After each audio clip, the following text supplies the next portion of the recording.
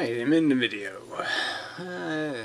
Doing some more of this Ray stuff. That's his name, Ray. Yeah.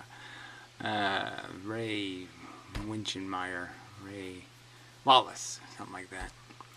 Raymond Wallace. It does sound kind of like a nutter kind of a name, but anyway. I mean, it's musical, but it does sound nutter. It just does.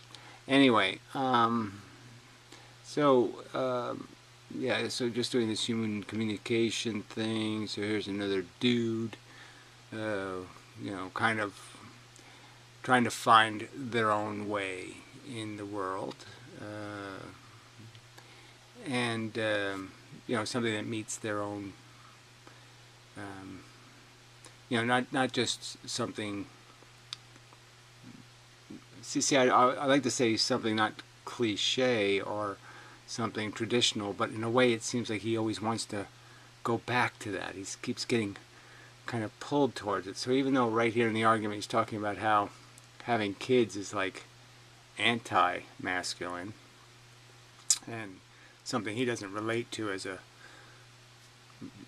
male ambition, as something that makes him feel like, oh yeah, if I got a bunch of kids I feel like my penis is longer. No, you know, it sort of maybe has the opposite effect. So he's like anti-traditional, but then he's still trying to bend it back to some sort of, no, but men are supposed to be men, and women are supposed to be women's, and, you know, traditional roles and whatnot. So, seems a little bit of a disconnect there between the words and the underlying theme. So anyway, continue. Sped up a little bit, you know, so not trying to be rude or anything, just want to try to get through this because I'm hours behind. Doing this is not a good idea. I mean, you have to do a little prefacing. Motivation. You know, these gender wars with the feminists and the MRAs and the MGTOWs. I mean, anybody can look at things badly, like men are aggressive, women are controlling, women are fat, men are reckless. Yeah, all the generalizations are just so dangerously general. And that's sort of the whole idea of the whole idea to get away from is the generalizations. The idea is sort of the Martin Luther King thing, to go back to a traditional reference, but it just means the idea is to see people as individuals and not see them as classes, and allow people to step out of those classes and not to be pigeonholed by these generalizations. And so then you can say that somebody can be a modification of something, and that's perfectly legitimate, and they should have the right to do so without being labeled in some derogatory manner because one woman lies about rape. You can't go around saying, "Oh, women are liars." I mean, it's just not logical. For all the good it does to fight about those things, instead of realizing, you know what, nobody's going to realize the thing to realize. They're not going to realize it by me bloviating on the matter. Well, bloviating on the matter is the way people do realize it, in fact.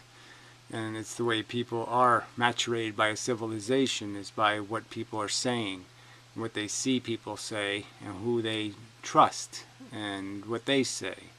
So all of that stuff sort of does matter, and you can pretend it doesn't matter, but it does matter.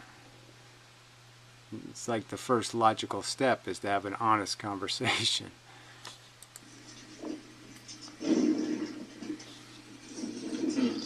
Anything to opine about? You know, one thing that some people might find it a little disconcerting to contemplate is reproductive strategies and how they might work. They don't work anymore, so they're irrelevant. There's no well, anyway, it's not that kind of game anymore. Evolution's broken with the invention of the condom and the pill and a lot of things. There's just no such thing anymore. See, not all men have the same testosterone levels. And men who have high testosterone levels, they have, certain traits. One of those traits is that they are far more physically resilient than men who have lower testosterone levels. Right? I don't even know if that's true, because of the liabilities it also creates in terms of erraticacy in their emotional character and temperament.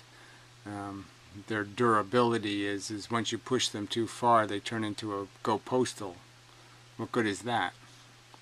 They start rage, road raging or something.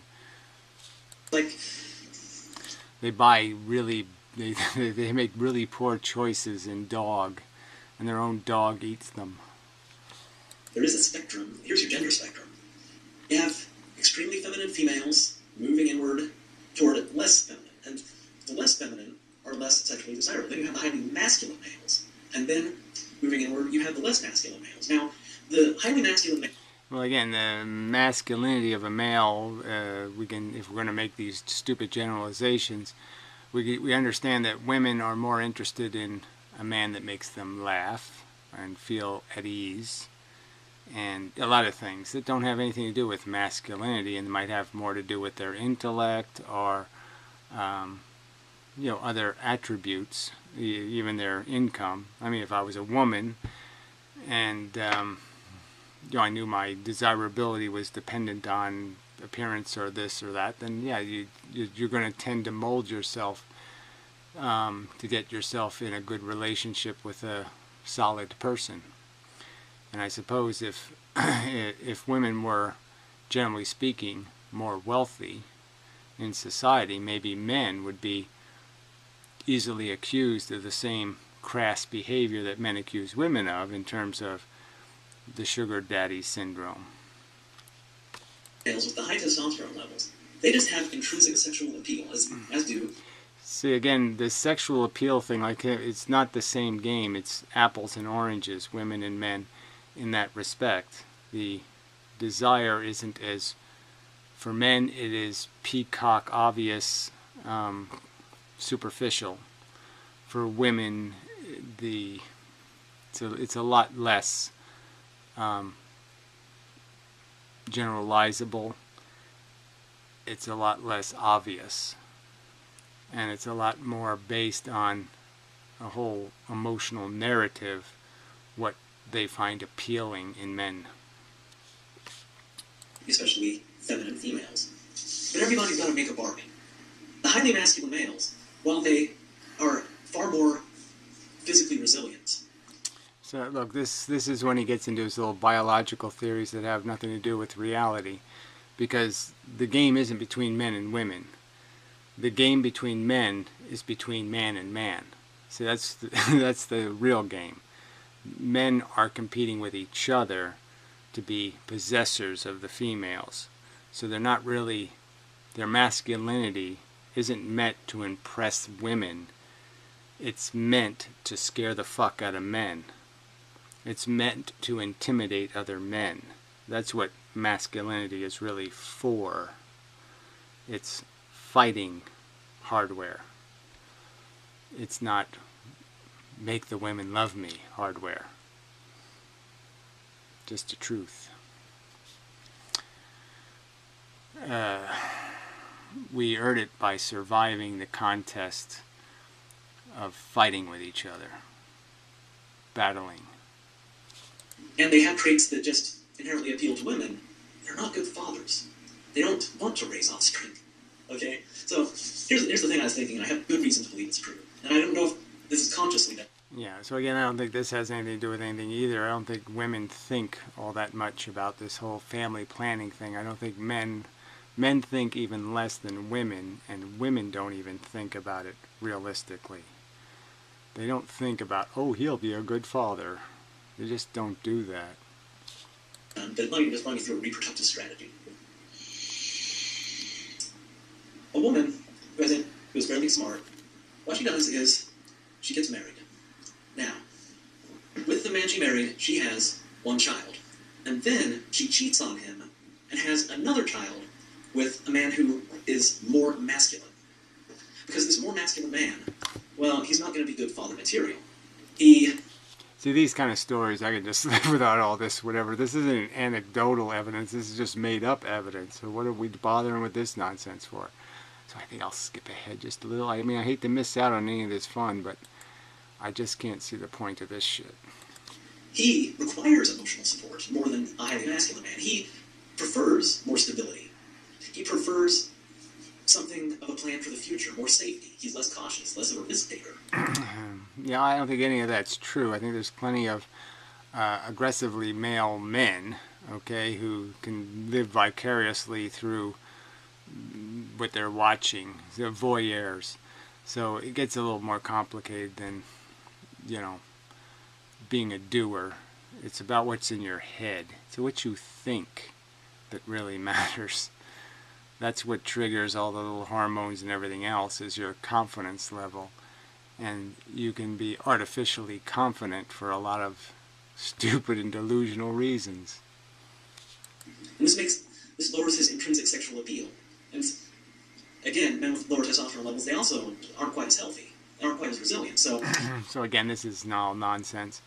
And again, you can see there's lots of males who are highly competitive, have maybe these high levels of male hormone, but they have a high standard for their own performance. And so even though they're highly skillful competitors, they haven't achieved in their own mind their success because they didn't win the big fight, or they didn't conquer all. And so those high expectations, only the gold medal will do. So being super alpha made them look insecure, because now they're not marching around saying I'm king, because they didn't get there. They were only a prince. And it just wasn't good enough. It's also good to have a marriage, to have somebody to care for him, and he can care for the woman. He's got a good life. Yeah, well, whatever. That whole caring for thing is that's just another. That is a whole different. I'd almost say the motivations and the practicality considerations that drive people into relationships. I wouldn't even put into the category of having something to do with the chemistry between men and women. That just has to do with the pragmatic obligations of our social structure. There's just no other way to do it. He's earned his way in the circle of life. Now, the woman, she's a real winner, because she gets two progeny. One that has those genes that make a person more cautious and a long-term planner and less aggressive. And another. Yeah, well, whatever. So whatever this little tiny percentage of the human population that's evolving by some kind of standards, they're totally diluted by the ones who have kids because they got drunk. And there's no other good reason. So I mean, they forgot to take their pill. So it's just bullshit to have this conversation about how we're evolving. We're not evolving. It's not happening. There's no rational instrumentality dictating reproductive success. It's all negative, and it's all incidental. There's no straight lines to draw anymore. Another offspring who has the healthy genes of the more masculine male. So she is hedging her bets on successful genetic. Right, whatever. This hedging the bets of this woman, this make-believe characters who's 1% of the population, who has a child by the husband and a child by the secret, more masculine lover. Again, the gardener, the guy cutting the grass. Come on, get real. I'm going to skip ahead some more because this is just a waste of my time. Then you also have the more masculine men who keep their genes around, because those genes are important. When shit goes sideways. All right, we'll go. Just keep moving ahead a little bit more, because you're just going to keep doing this bullshit narrative that has nothing to do with anything in the. It's 2007. Smell the latex. Let's see. And I'm still, 17. I'm still feeling in a good chatty mood. Did Ben say anything else? I mean, kind of like I don't always feel just like talking for hours. I could go for a while. I got the time if everybody else does. I doubt you will. I'm just gonna start Knife Craft by Mendham. See what he says. I miss my old buddy Mendham. It's been a long time. Very good video. Yay. Well, maybe. Mind it. Yes, Aaron, thank you. Thank you. Anyway, Jump ahead. Another background. And the subject of this video is going to be a lot about addiction, I think. As a statement, anyway, of this one is really important key features of the problem of, fucks with our head. And that's what life is. Life is, we're addicted to it. Once you're alive or conscious, you are compelled to maintain yourself, protect yourself.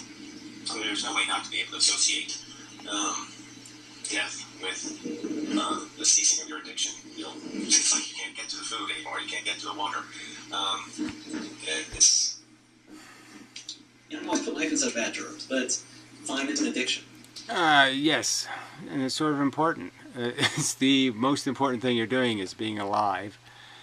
And, getting the accurate description of what being alive means, yeah, that seems like job number one. It's just like, if that's what you are, if like you were a dishwasher, it was like, how is the most efficient way to wash dishes? That's what you'd want to know as a dishwasher. And being alive and being human carries with it a whole bunch of function. And it's really good to understand potential functionality, both good and bad. How can it go wrong? It's like a lawnmower, go wrong a lot of ways. So, got to be mindful of that. Here's the great thing about that, from that point of view. You can kick that addiction. It's not like other addictions where you kick it and then there's recidivism. Like, you don't have to worry about slipping up. Well, whatever. So it's more like this is a simple thing, dying, and if you kill yourself, you've now fixed the world and nobody will get cancer anymore. And nobody will be born with AIDS, and nobody, No, it's a non-serious response to the fact that there's something wrong with the system, is to say, like it's saying to the socialists, well, if you don't like the 0.01% owning everything, kill yourself. And then the problem's solved, because you're just a complainer. I mean, I hate to say it, but fuck you for being just too stupid. Falling off the wagon. But all you gotta do is quit once, and it's decisive. You have kicked that addiction forever. But you haven't forever. How did I get here, Ray?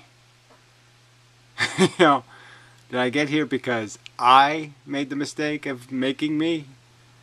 No, an asshole did. See? So if you don't stop the assholes, then you're just going to keep coming back, Ray. So you don't get to kick the addiction forever, Ray. You get to say the same shit to glib fucks forever, Ray. God, you're really... You don't think very hard about anything, do you? Hard to imagine it any other way, as being nothing but a deprivation of your need to have things satiated. Sorry about the thumb. Camera angle, or not. So much to consider. So Christopher 7 made a video responding to a Sarah on comment, which is sort of interesting, just old school kind of YouTube. What is this? A video from 1948? I mean, it's kind of funny.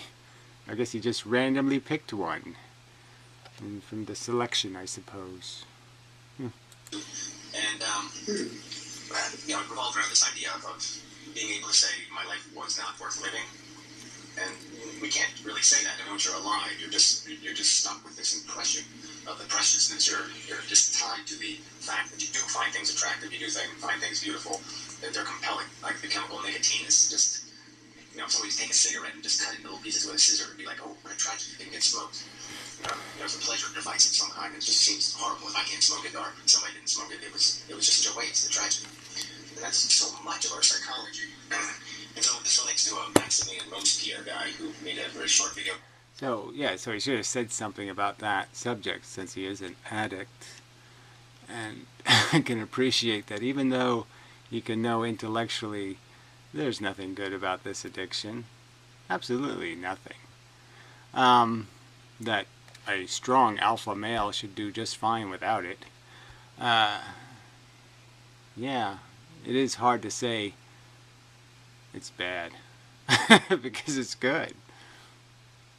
Just kind of asking the question, basically stating, okay, it gets the whole evilism thing, that life is habitually, functionally stupid in the sense that it's consumption, reproduction, addiction, and parasitism. Sorry, parasitism? Yeah, see, that spells crap. Consumption, reproduction, addiction, parasitism. See? Acronym. Crap. Yeah, I thought it was cute. I mean, I don't know. I didn't really have anything to say. It's just like if I play his entire video and then I don't say anything. Yeah, that's kind of retarded. So you don't have anything to say about the subject of addiction, which is really an important part of this whole psychology thing that drives us. And then you don't even have anything to say about consumption, reproduction, so P word, parasitism. I forgot an A in there. Addiction and parasitism, yes. Nothing? Well, what can I say? Functionally stupid. Oh, yeah, that's kind of a... Functionally stupid. Well, like what? Like compared to what? Compared to an efficient thing. A dishwasher that washes dishes. So humans that don't understand what it is to be responsible and be a future creator and a causer of effects, that kind of thing, they lose functionality when they're ignorant of the fact that that's the stuff they're all doing. They're involved in shaping the character of the environment. They're part of it. And it's better to be something wonderful than just a fart smell. Just, compared to what? Compared to a fart smell. You can't come up with really a comparison. Yeah, you can. You can compare imbecile, asshole, reckless jerk, drunk driver to cancer cure. You can compare those two things. Lots of comparisons can be made. You don't understand that there's incredibly dysfunctional, socially destructive, welfare corrosive humans? You don't understand that? You never heard of like Mengele and stuff? Considering that every single thing that we know has at its base being alive first, and everything... Being alive first, again, I mean, of all the things you have to know, to even say I'm alive, you'd have to know what not being alive is. So you'd have to know not being alive first, maybe. So again, that just becomes a trick thought experiment that I don't even know if it matters. So I don't think you should do logic that way. I think what you should do is put a collection of facts together. Facts about our biology and the evolution of biological life on Earth, and understand your origins, understand your physical composition, and understand the implications of that composition. And those would be a set of axioms, and then you can make an argument from those axioms. But to say the only fact is the first fact would be retarded. That we know is therefore the fruit of life. And therefore everything we know cannot be human. The fruit of life is like, this is, again, is it just a setup? We'll call the good stuff fruit. Well, I can also call it the shit of life, because everything shits. So you get it? You're just playing a word game then, saying, well, I'm going to be an optimist, so I'm just going to talk about lovely pears on hanging from trees. I'm not going to talk about noxious poisons that animals and plants produce, or boa constrictors, or septic tanks. So that's just kind of bullshit, isn't it? Compared to life as being less stupid. And so, but the addiction work kind of covers the subject of what's the flaw in the philosophy, in that it can't do anything flavorful, not beautiful. It can't do anything to make food not tasty. It can't do anything to take. Yeah, so you can know, like, eating a Twinkie is really stupid and dumb and it's junk food and it's crap, but that isn't going to make it seem like it really tastes good. It's still going to seem like that's going to be really good to eat. And that's a problem. Understanding doesn't change necessarily. It doesn't take away, it doesn't make it go away, the attractive energy created by our biology. So if we're going to defeat our biology and win and allow intelligence to win, we have to be aware that biology can cheat because it has us by the balls, so to speak, and the short hairs, and we have to be ready for that. Amanda, buddy, I have been to England, and I can tell you that somehow they have managed to make food not tasty. They have made an art of making food not tasty. Well, I hear the Canadians are even better. They put mayonnaise on everything. Yeah. Like, they must have worked on it for thousands of years. Apparently, as Antakantavad would testify, apparently you got to do the cheese thing, because apparently they know how to make cheese. I'm not even that particular about food, but they've made it their mission to make food not tasty, and they've succeeded in that mission. So, yeah, this is like a pointless distraction from the subject, right? So we're going to pretend that because the English have made food not tasty, that means that they're still not horny, or, you know, I don't know. I don't even buy the argument. I mean, it's a premise. I still say, says you. There, how's that? Says you. It's not a stereotype. English food is terrible. The only edible thing that... Well, I don't know. What could they possibly do to, like, chips? I don't think you can fuck chips up. they have is fish and chips, and that... There you go. Okay. So, yeah, take the fish out and the chips are just fine. So, just eat some chips. What are you complaining about? Pussy. Quit being a pussy. That shit is admittedly just fucking delicious beyond all reason. But everything else... You know what? Well, then don't eat anything else. What's so complicated? If everything else sucks on the menu, then eat the thing that doesn't. That's beyond all belief. Yeah, they eat the thing that they've done totally perfect. Okay, well, eat that then. What's the big problem? I can eat potato chips every day, no problem. Really, no problem. When I was at Montessori school, it used to be like a conference center. Everybody actually gets their own room. And there's maybe 4 woofers staying there. And they also had a kitchen. It was pretty makeshift, you know, hot plate, kettle, microwave. But they had a fairly well-stocked refrigerator. And a lot of it wasn't good. I mostly ate eggs. They had a lot of eggs, so I just fry up some eggs. And for breakfast, I eat this muesli cereal. Yes, I never liked eggs. And, good for me. Yeah, so real men don't eat quiche or eggs at all. Eggs are really sissy. They're kind of gross in every respect, really. Eesh. Actually, a lot of different places where I was moving had this muesli cereal. It was fine. I was subsisting. I was finding stuff that was edible and eating it. One of the worst things that happened, though. Alright, so this is such a sidetrack that goes nowhere, probably, right? Yeah, probably. The worst thing that happened. The beating bad, you know, like being bitten by a dog. Like, this is the worst thing that happened. This is the worst thing that happened.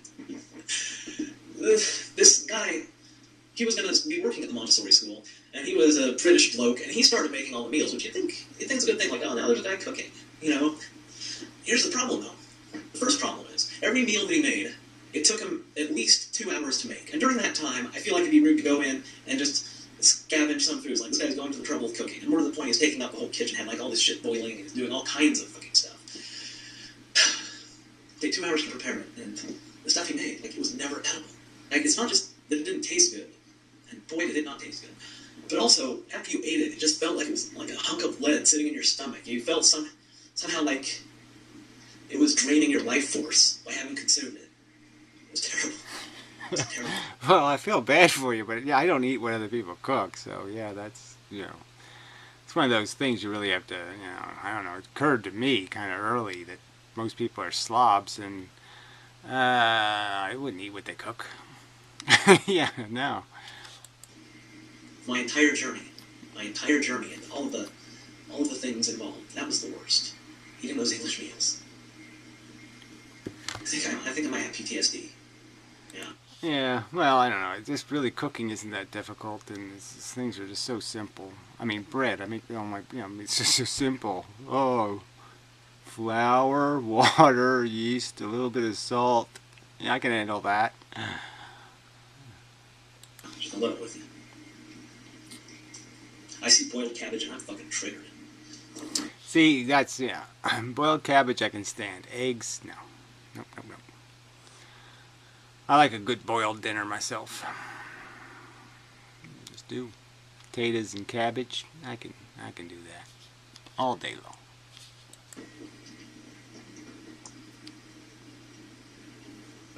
Take away our desire to smell a beautiful smell, or to see a beautiful sight, or to feel a comforting sensation. So Why is that a bad thing? No, the point is that we aren't appreciating its cost. I mean, I can say this over and over again. It's about an efficiency equation.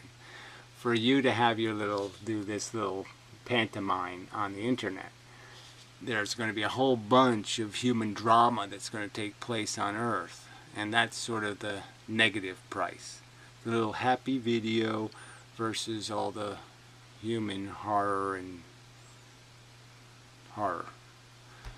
So yeah, that's the problem. The problem is we're made blind by our addiction to the cost. It's like the heroin addict. He doesn't see himself dying. He doesn't see himself, hey, I just whacked an old lady for $10 because I'm addicted to a drug. He doesn't see the cost. That's the problem. I mean, what you're saying kind of makes it sound like life has things that kind of make it worth living in, Well, again, if you're going to argue that heroin's worth being addicted to, that the completely biologically contrived sense of need and desperate deprivation, I feel horrible without it, and I need to satisfy the need, is somehow a glorious event. When, if I was to say an alien was doing it to you, you'd be horrified that, oh, they're controlling our behavior, they're manipulating us with this fake deprivation, and you wouldn't be able to say, well, it sounds like a great deal to me. No, you wouldn't say that. Maybe we shouldn't be against it. Crazy as it's Glib, glib, glib. sounds, and maybe since it's so easy to find ways to enjoy life. It's so easy to find ways to enjoy life. So coming from a guy who's just spent a whole big hard time even finding a good meal in a whole country. So he just ragged about how he didn't have a good meal for 3 months or whatever. And then he's talking about how easy it is. Well, apparently it isn't that easy.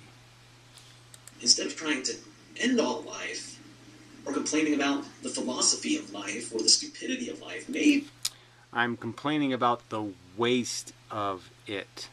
The unnecessary ripping to pieces of the feeling organisms in brutal and harsh and nasty ways for a silly parade that has no merit, besides the fact that you're all addicted to marching with your little, heels up in the air and feeling all happy in your little orange wigs with your #1 sponge finger in the air. Yes, that parade is a farce for the price that's paid for it. Glib, silly person. should try to enjoy it. Because it sounds like it's pretty easy from what you describe. Yes, well, again, you just went through this whole description that even in spite of that ease, you had some sort of problems getting eaten by dogs and kicked out of hotels and all your money taken from your PayPal accounts and homelessness and blah, blah, blah, blah, blah. So in spite of the ease, you couldn't manage it. And again, we're really not talking about how not to fall into traps. We're talking about the fact that to play Don't Fall in the Trap game, you're going to trap things. So making the trap is the dangerous thing to do, because something is going to be dumb enough to fall in it. Some whore, with claw hands, will have kids. Yeah. Happy birthday, you have claw hands.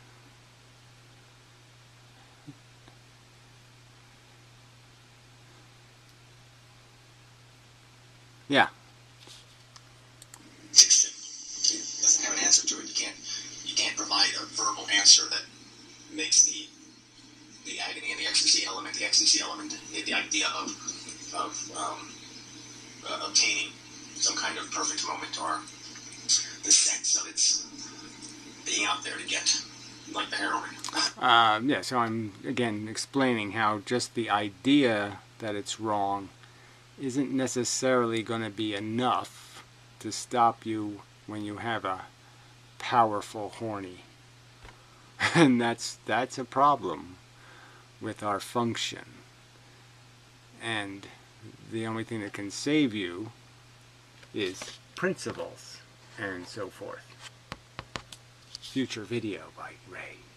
See, hopefully that'll be about something that has a principle involved. To find it, to uncover it under some rock. Our perception, our sense that it's out there to be grabbed by the pussy is a powerful mechanism. And, I think it's a flaw in the philosophy that it doesn't have, that you can't fix that with words. You can't just say something to a heroin addict to make heroin not important. And you can't say something to a life addict that just makes it not seem like it's something not worth wanting or desiring. And they just This ought to be good. can't. In Mendham, unlike with heroin, you don't have anything better to do. So that's his answer. You don't have anything better to do than recklessly play a game that needlessly and excessively harms a bunch of things that never volunteer to be your victim. You're born an owner of slaves, a master. You don't have anything else to do but whip them properly, keep them in their place. No, we have something else to do. We can say, this isn't a good enough game. I'm not going to play master-slave anymore. I'm not going to play winner-loser anymore. I'm not going to play a bad game voluntarily. I'm going to say no. No. Do not. Life. Okay? There's... like, It's always a cause for struggled laughter. These conversations about some notion that there's anything important to talk about. Right, it's all unimportant, Ray. That's what Daddy taught you on his, on his farty lap. That's what he taught little Ray. It all doesn't matter, Ray. Stinky fart, loud fart, it's all fart. Don't worry about it. Just fart. okay, life is bad. Life. You can't convince people that it's not worth it. You can't get these damn life addicts to, straighten up their act and stop being addicted. Yes. Can't get them to apply reasoning and make a rational argument in defense of the unnecessary harm to say, yes, I'm worth killing a bunch of 18-year-olds for in World War II or something. Go ahead, kill 20 or 30 million of them. I'm worth it. I want to hear the I'm worth it part. There's literally nothing else they can do. There's nothing they can do. Well, again, the first step to fixing something is identifying it, pointing at it, and then going, that's broken. Yeah, that's the first step, Ray. Shit. You're really not, I mean, I had a way exaggerated perception of your cognitive capacity, apparently. That you really can't even figure that out. That expressing the recognition of a flaw or a broken or a not working righty thing, it's not plugged in, and you notice, hey, it's not plugged in. You shouldn't say something like, it's not plugged in. Yeah, you should. It is more worthwhile, because there is nothing else, period. Yeah, well, whatever, right. There's nothing but the Borg, and you must be Borg. Be Borg, Borg, Borg. I love my traditional Borgy, vacuous notions of what it is to be alive. It's cockroach all the way down. Intellectual, that's just nonsense. You can sort of see it as a mind game, but you can't see it as a sensation. You can't Sorry about the, his not very good quality. sense the futility of your existence. You can only kind of understand the futility of your existence. And that's what makes all of this, it makes it difficult to explain. Sure. Right, nature's not going to make you feel the futility of eating every day and getting horny and all that. It's not going to give you that, because the plan is to make a fighting bot, not a, hey, this is stupid bot. That's not what nature's out to do. So yes, our intelligence is at a huge disadvantage, and we just should recognize that. Optimism bias. It's a real thing, Ray. Sense to explain that the rose has thorns and that the rose will die. To have the whole context of the rose in the moment of the rose. But in the moment of the rose, it's going to be very hard to explain all that, to have that context mean anything. And this is the challenge of philosophy and even politics, is to make something in the future. Yes, it's to make people think when they're thinking about having a baby, thinking about how will my child die, because that's what it'll do. And have I figured out how to make sure that doesn't go wrong, that doesn't happen badly? Have I got that base covered? A goal, understandable as valuable, when it doesn't have any, when the immediate product is something not pleasant or not good, and that you have a good, that will be the byproduct of action now that will not be pleasant. So I guess Ray, I imagine his parents didn't do a whole lot of thinking before creating the Raymond. And I'm sure they didn't have too much knowledge about how to make a Ray. And Ray would say, that's okay, because look how great it turned out. I'm 30-something and a busboy. I mean, hey, you did great. No, maybe not. And it's difficult to make people appreciate that, to understand that, the total of your life will not be what you're living in any one moment in your life. Your life is pretty much what's happening now. It's not the past or the future. And so unless you're having this conversation with somebody on fire, or whose skin is all burned off, or they got flesh-eating disease, it's a little bit more, it's a more complex and difficult argument to make. And yes, the people who are really in trouble aren't watching YouTube videos. Yes, newsflash.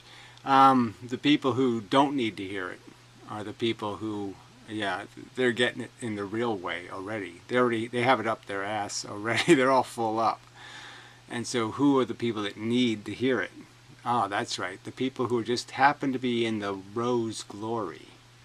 They happen to be having their week in the sun, and they're totally delusional about how the story really goes, and that there's going to be a bunch of Japanese beetles that are going to show up, and they're going to, you know, eat holes in their fun, and eventually they're going to be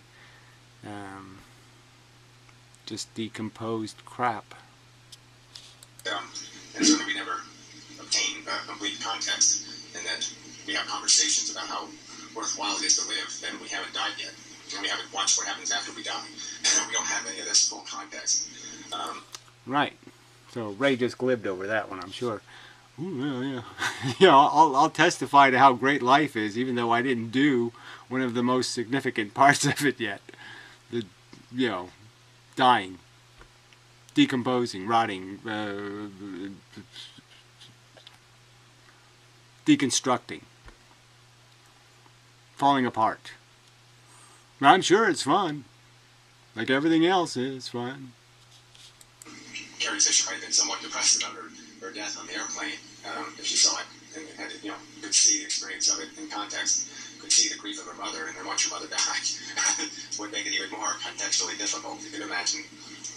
Yes, I imagine her story about how wonderful life would be a little different when you find out that yes, you die, you know, badly, and then your mother dies because you die badly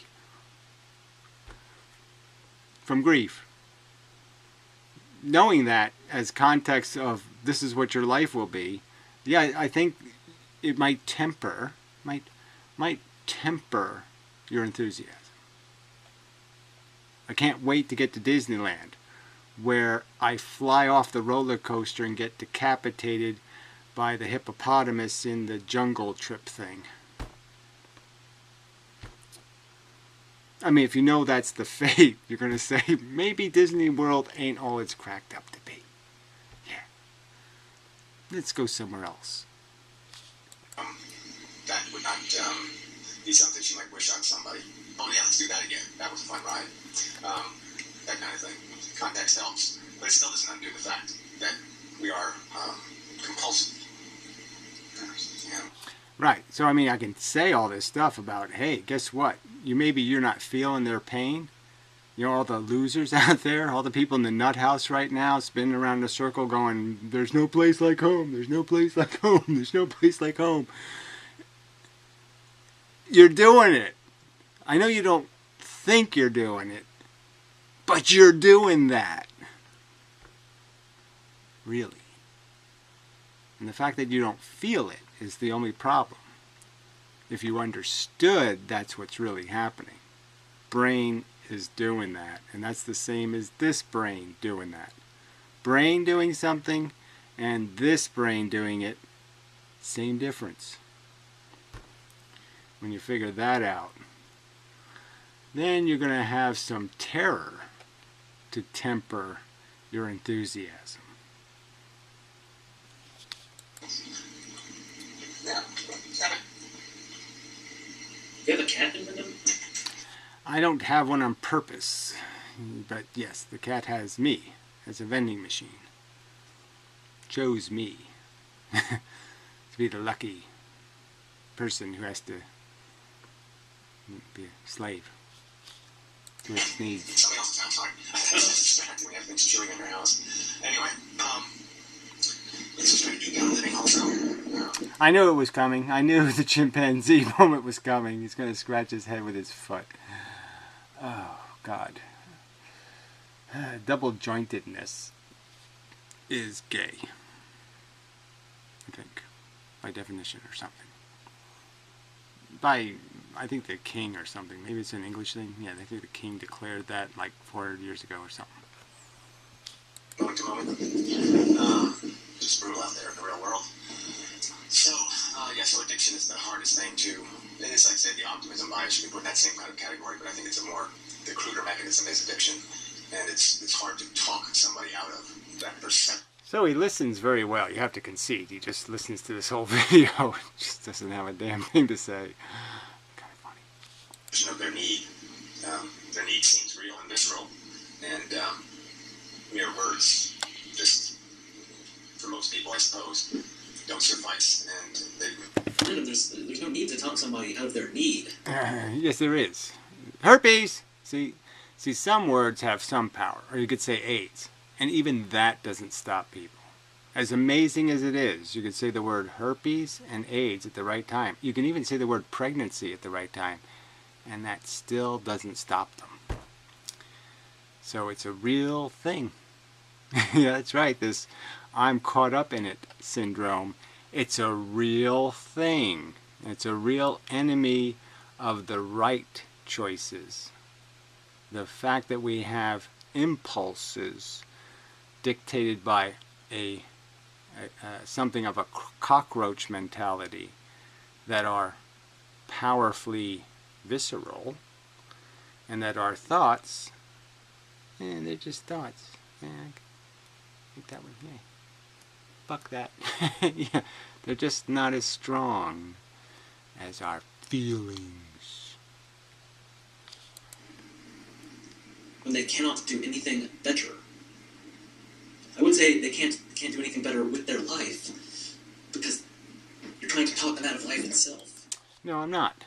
I'm trying to talk them out of supporting the idea of it, making more of it. It's not about, again, making an argument that somehow killing yourself will solve the problem. It won't. Not procreating will solve the problem, and not defending the perpetuation of this silly, addictive carnage game on Earth. I mean, it's time to close the Colosseum. The planet Earth can be visualized as a Colosseum, where this gross spectacle takes place of just carnage, for a few winners going, I win, and a bunch of losers going, ouch, ouch, ouch, ouch, ouch, ouch, ouch, ouch, ouch, ouch, ouch. Yes, very long song with many verses. You talk about the pointlessness of like what I do. And you know what? Fair enough. Yes, exactly. I'm a pretty fair guy. Pretty accurate in my, whatever, rags. I don't throw, styrofoam. I throw the real shit, fella. But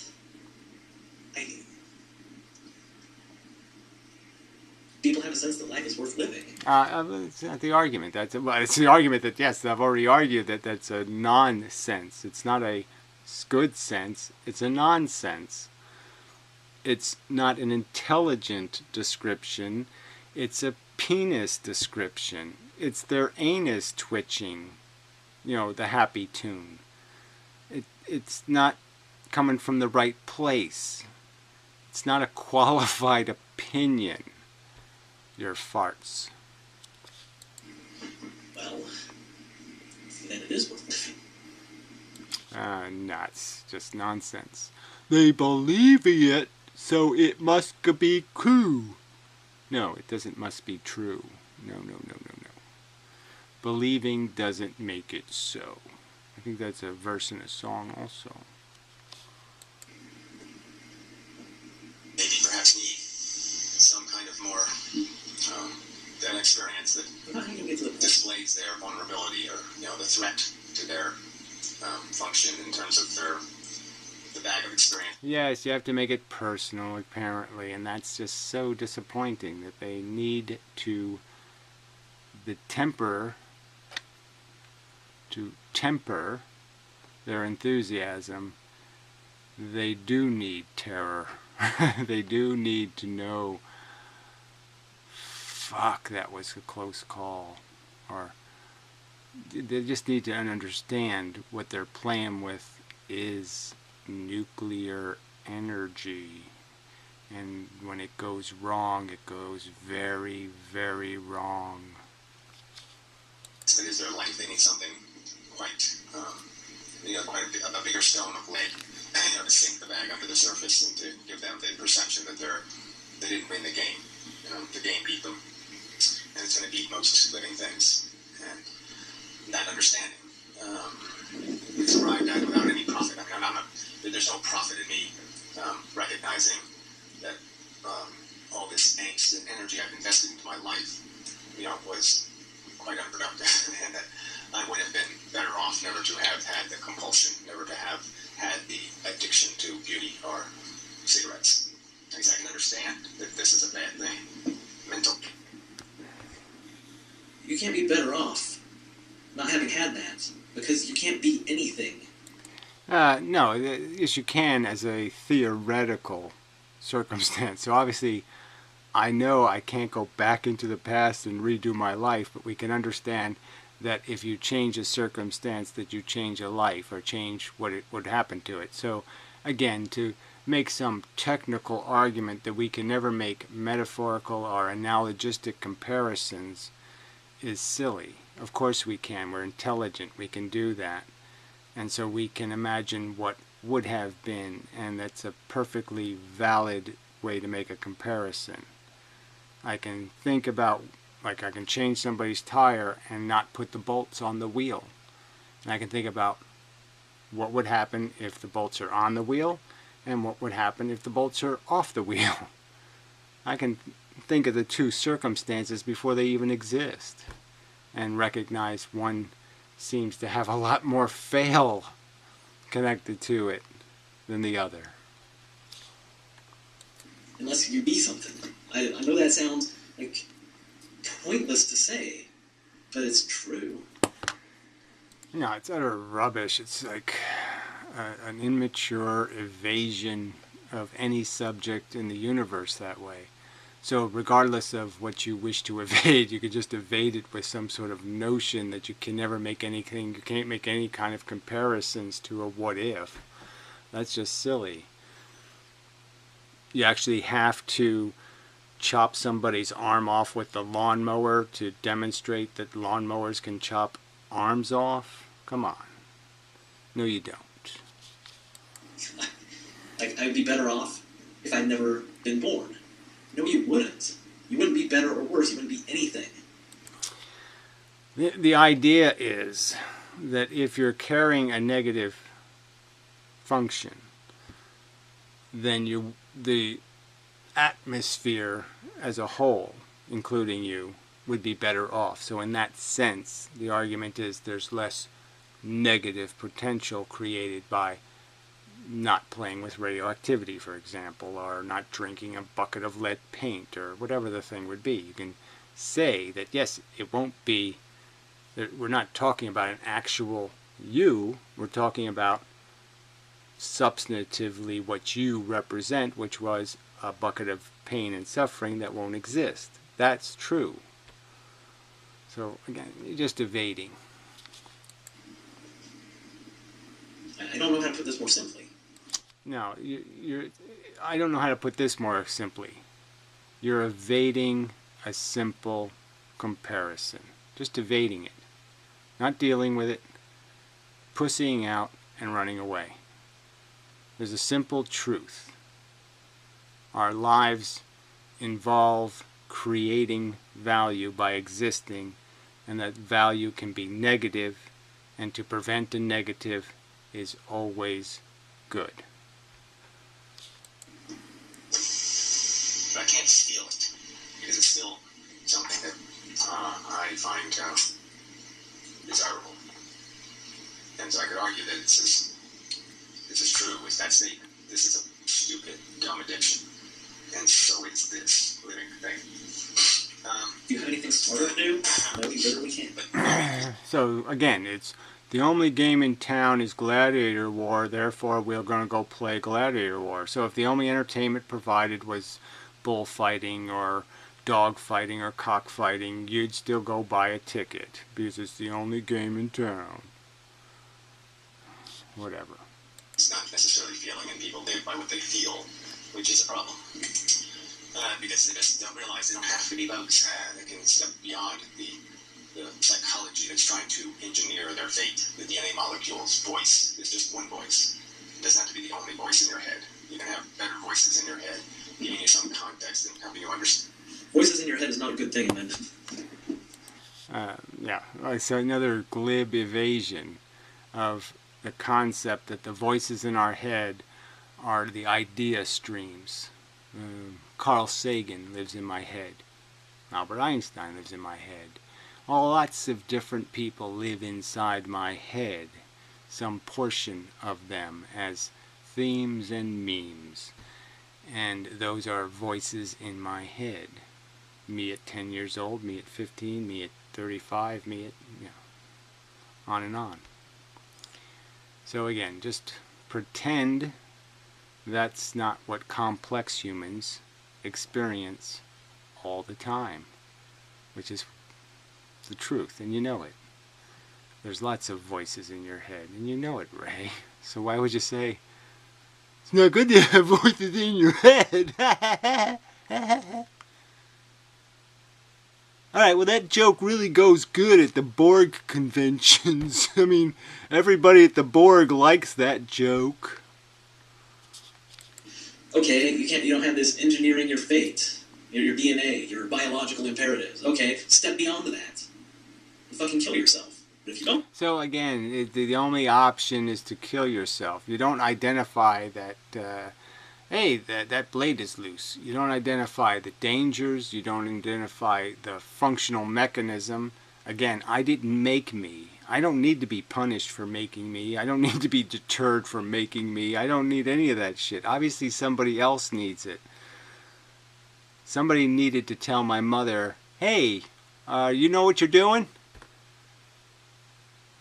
And you're saying, no, don't bother with any of that.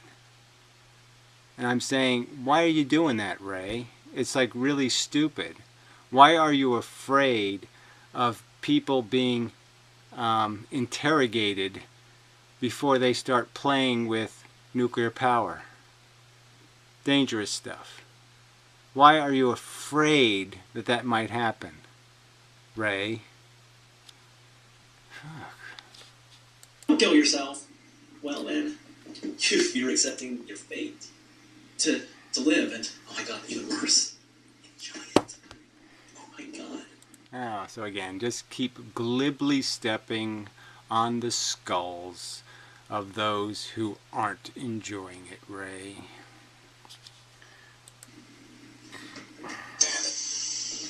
Advocating for life means that you're advocating for the average life in a sense.